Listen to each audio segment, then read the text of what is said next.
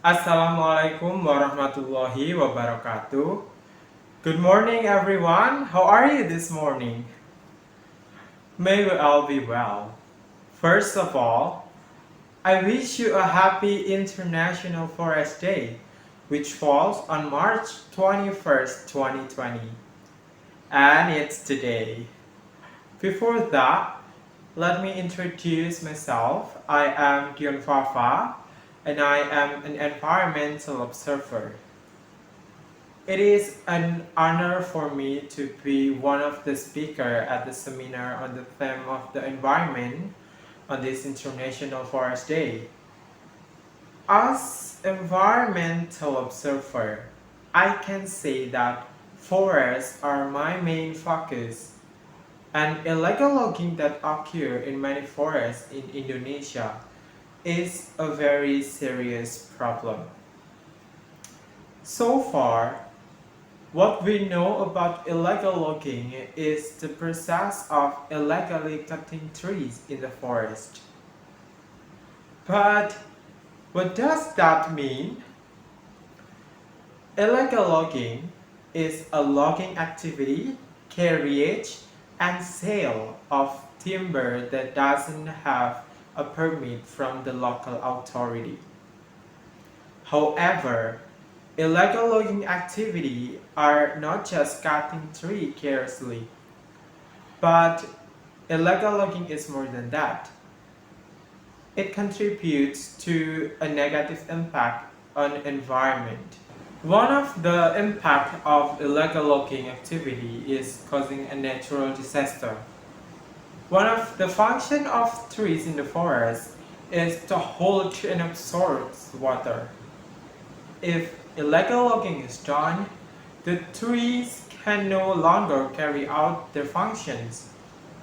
When tree roots in the forest are no longer able to accommodate and absorb the rainwater, the water will continue to flow into the waterways and the river, so that it can cause the flooding, which is detrimental to the surrounding community.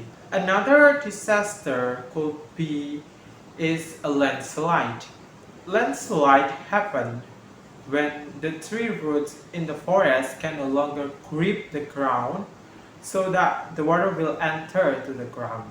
Water that continues to seep into the ground will cause a sieve in the ground and causing a landslide.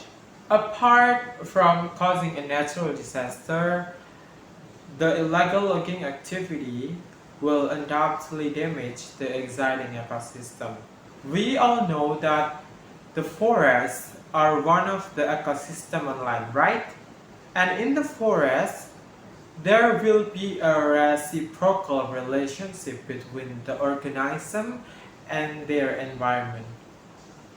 We also know that the number of flora and fauna that live in the forest is difficult to count. And when illegal logging occurs, the ecosystem in the forest will also be damaged. Many flora will be damaged when the logging occurs, and the fauna will lose their habitat and food source. We also never know whether there are rare flora and fauna in the forest. I want to say to all of you that illegal logging activity are indeed activities that are very detrimental to many aspects. However, this doesn't mean that illegal logging activity cannot be stopped. Anyone think that illegal logging activity can stop? Actually, many efforts can be made to prevent and overcome illegal logging activity. This can be in the form of reforestation activities, where the community, with the help of local officials, can replant trees on the land that has been logged. Thus, we can create the new forest an ecosystem will also be created. Besides, the local communities can also take a role in preventing illegal logging activities by reporting suspicious activities that occur in the forest to the local authority. So be brave and don't be scared. Another effort that can also be done is selective cutting, where logging is only done on old and fragile trees. Forests can also be used as a conservation areas where the forest is truly protected by the local authorities. And the most important thing is the make of laws that can ensnare loggers, collector, and seller of timber obtained from the illegal logging activities. Thus, we will able to protect our forests. Illegal logging is a detrimental activity. Protecting our forests and the entire ecosystem in them is our job. I am sure the effort I mentioned above can help to minimize or even stop this illegal logging activity. By being willing to protect the forest, we can together save many lives.